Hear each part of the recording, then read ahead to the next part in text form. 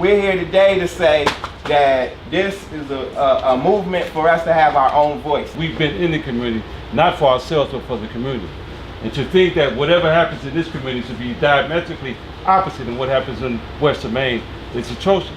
It's egregious and reprehensible to think that they can have a downtown Los Angeles Neighborhood Council, but we can't have one to address the myriad, the plethora, the multiplicity of issues that we have in our community. But we're here to say today that we have both the intellectual capacity and the intellectual capital to deal with those situations if just given a chance. We want to say to everyone in the room today that it's unfair and unjust for us not to be able to address issues that we know about.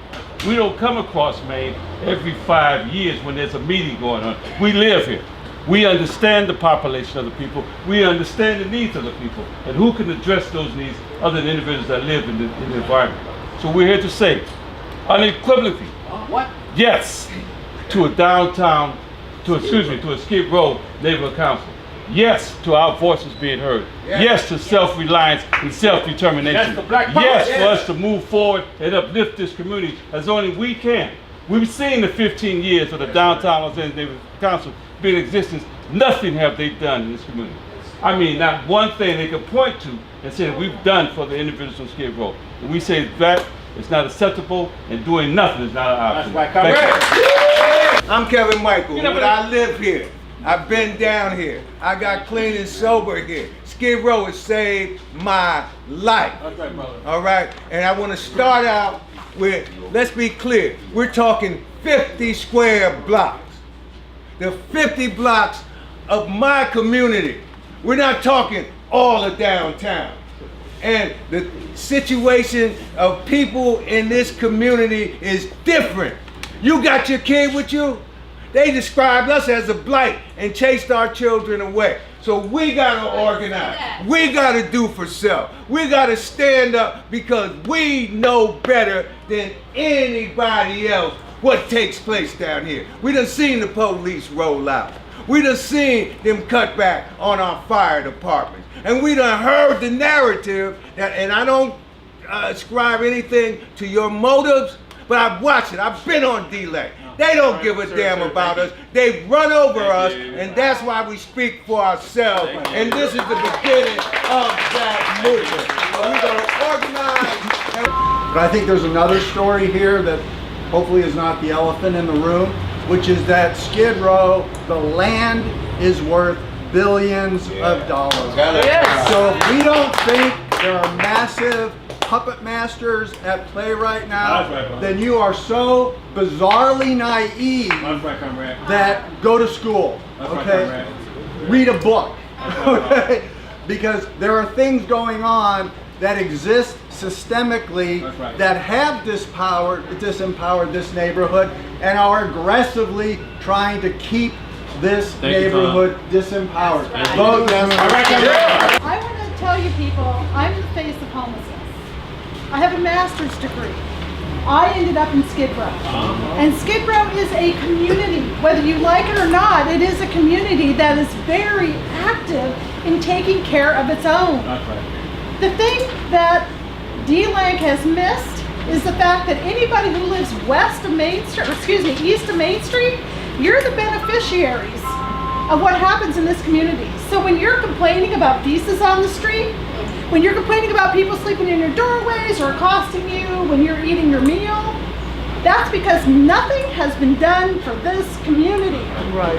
And the other thing is, we want to work with you. We're not here to divide anything. We have no interest in dividing. We want our voice. That's all we want, is our voice to join with yours to make sure we all succeed and that this community thrives. And it's a recovery community. Let us recover. All right. This is a democracy. That's right. The city is running this like an aristocracy and a plutocracy for the rich. How you talking? If we do not self-govern, we will not have housing. There will be more police brutality. And these people, we are here, we are put in the trash. We are not in the trash. We are not garbage. That's right. We have a right, and we have proven that we can defend and speak for ourselves, and we need to have that authorized and recognized by the city. And this is why we're organizing. Right on. I believe a lot of times when folks have been oppressed, it's easy for us to imitate the style of our oppressors. And one of the things that King stood for was beloved community, creating a space where all voices could be heard and where we could share stories in a way where we could really see the humanity of each other. And there are story problems in Skid Row, and there's story problems on the other side, where we see nothing but evil developers, and we see nothing but, on the other side, they see nothing but prostitutes, drug addicts, and criminals. And I believe the neighborhood council is probably the finest mechanism, I can't think of a more American mechanism, that would help us share stories so we can see the humanity of one another and actually affect real lasting change. Downtown Neighborhood Council had 15 years to do right. And people who were homeless on Skid Row, drunk out of their mind, who got a seat at D-Lane, started developing memoratoriums. So they wanted to kill certain programs for people in Skid Row. Right, Robert? So all we gotta do at this point is to get our own neighborhood council so we can govern and know what's best for us. The increase of homelessness has risen 60% for the last 2 years. With that being said, if there are resources that were supposed to help Skid Row, where were they? Where are they? So we want to work together to create something positive for the talented artists, musicians, doctors, people, plenty of degrees here. But because we're overshadowed by the visibility of Skid Row, you don't see the real people. We don't need food, we don't need hygiene kits, we need empowerment, we need job training, we need an opportunity to do what we need to do. I'm not going to go into the Martin Luther King legacy, Stokely Carmichael in the field fighting for people to register to vote. There's a similarity here. There's an historical reality going here. I'm not going to talk about that tonight. I want to talk about one thing and one thing only. If you leave out of this room tonight and you don't go back there to vote, I got a problem with you. I really do. Now is the time to put it down. Go back there and vote. But this is a neighborhood of people, not just buildings and processing plants. And the people who are living in Skid Row, who are living and recovering and yearning to take a bigger hand in their own destiny and their own positive future, should be recognized with their own neighborhood council. No matter which side of this argument you've been on up until now, if you truly believe in a positive future for the people in Skid Row, you will vote yes tonight on this proposition of a breakaway Skid Row neighborhood council. And even after the election, you'll come together with the community to build that positive future. Amen. Thank you. We are all people. We have love. But for the most part, due to classifications, you know, people don't look at it as the reality in which it is. We are all equal. We all love. We all live. We are all here. So your son never have anything to worry about because there's nothing but love in the community. That's right. But those jackets that you put on it, you say Skid Row, okay, Skid Row has a stigma, but that's the stigma you put on it. Skid Row is love. We all Skid Row. I am Skid Row. There's been no change in the community. A neighborhood council would give us a chance to make a positive difference in the community, to shine a light and figure out why are things not changing in this part of downtown. Why are we creating an apartheid system that is separating That's what I'm talking about. Los Angeles? You know, we really need a neighborhood council, and just vote yes. You know. It's honestly a little bit of nonsense that I heard the concerns before about not wanting to work with the Skid Row Neighborhood Council. We work with the Silver Lake, Highland Park, all the other neighborhood councils, and I would hope the Downtown Neighborhood Council would work with you guys. And it sounded like they wanted to not work with you guys. Exactly. And you'll have 10, 15 representatives instead of one, so I think it's a beautiful opportunity. And yeah, go get it. You guys are good.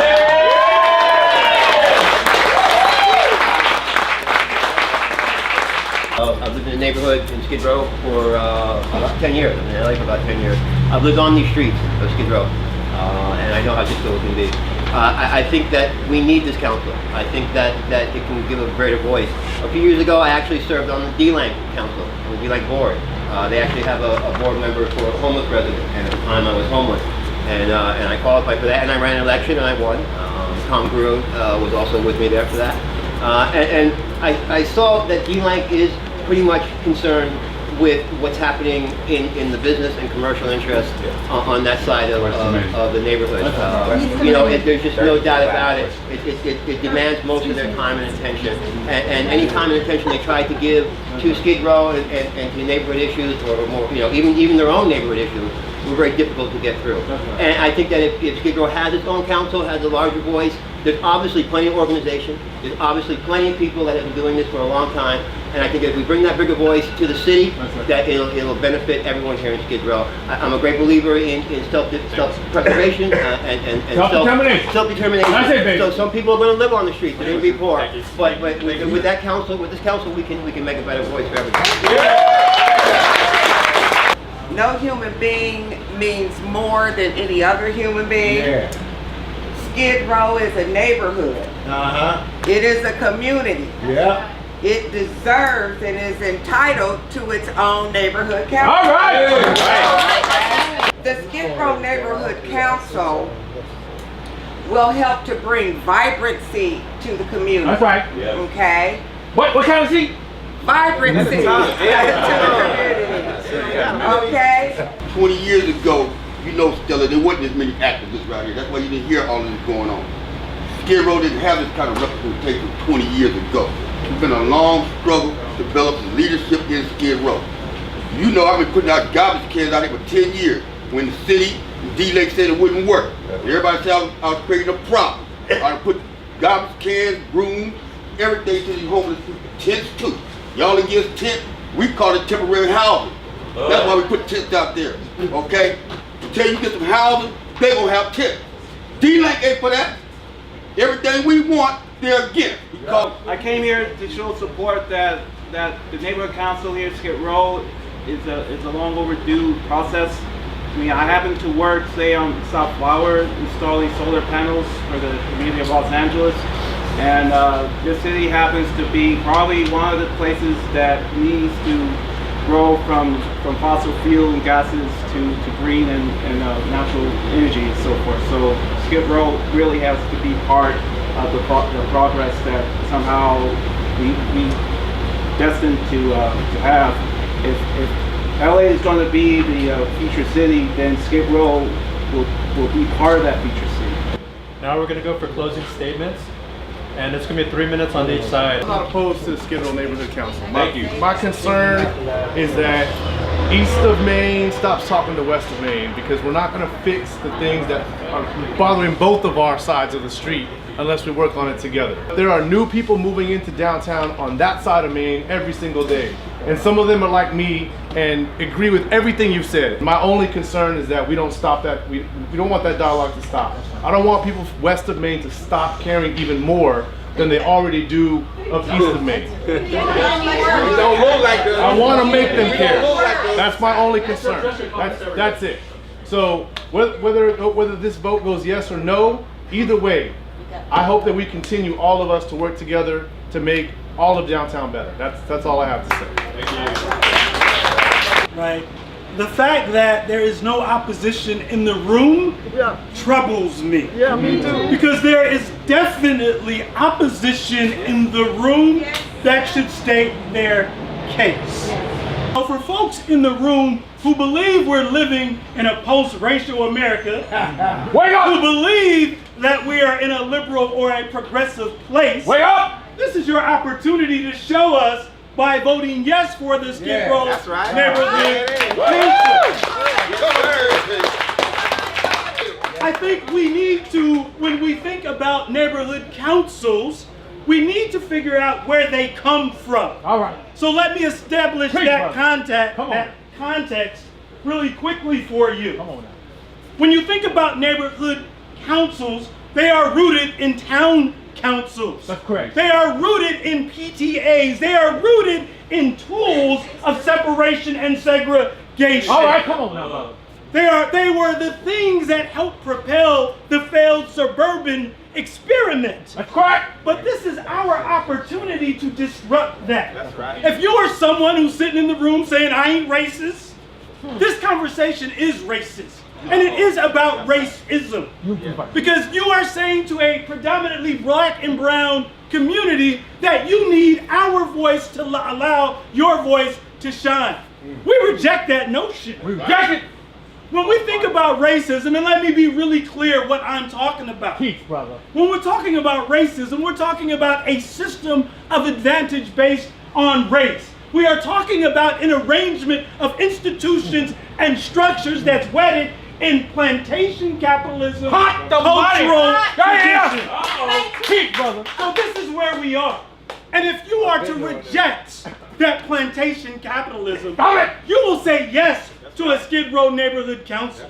You will look at all of the creativity and all of the innovation that is spurned from this community. There is a conversation, brother. Don't leave. There is a conversation. The conversation goes like this.